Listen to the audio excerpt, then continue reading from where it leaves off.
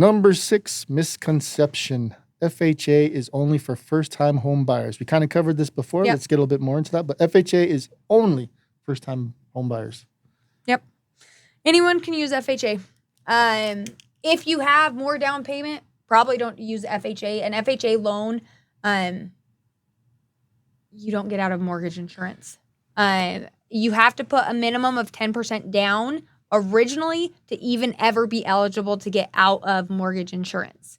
A conventional loan, once you hit that 20% equity in the house, mortgage insurance is going to come off.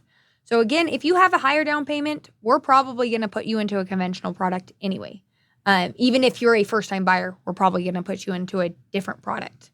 But FHA loans are not for just first-time home buyers. You cannot have 2 FHA loans at the same time. The way you qualify is going to be different if you have a conventional loan and then you want to go get an FHA loan. It's going to look different. But anyone can use them. Yeah. And so why does FHA loans seem so wonderful? Like, you know, they're interesting. I get they're good, but there's, I guess, pros and cons to both. Yeah. Conventionals and FHA. Yeah, so what are the pros and cons for an FHA? So an FHA loan is going to start with a lower interest rate. So people will see an FHA rate and they're like, I want to go that way. That makes the most sense. And for a lot of buyers, it does make the most sense. An FHA loan also has mortgage insurance, but they finance mortgage insurance up front. So you'll have your mortgage insurance payment, and then you will also have a lump sum on your closing fees that will get wrapped into your loan. So your loan value will go up. So say you were purchasing a house and your loan value is going to be $500,000. Well, we actually are ending at like $505,000 because that mortgage insurance is getting financed in. But again, that lower down payment option and lower interest rate results in a lower payment for a lot of people. Other times you'll look at a conventional product and the interest rate is higher and people just automatically assume, okay, my payment's going to be higher. It's not the case always. So it's just important to explore both.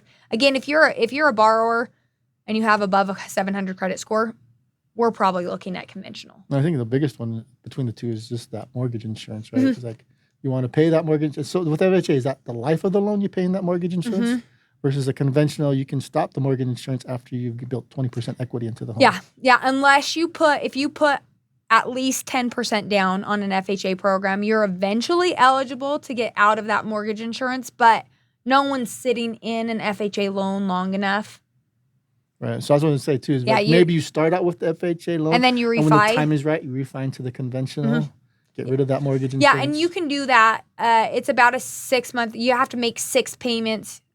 Mortgages, you don't make that first month payment because you pay for your interest and those types of things at closing.